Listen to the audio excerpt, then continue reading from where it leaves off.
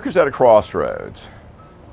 For 175 years, the Democrats and the Republicans have made a total mess of the American political system. Every country on the planet almost has some form of society-wide health care.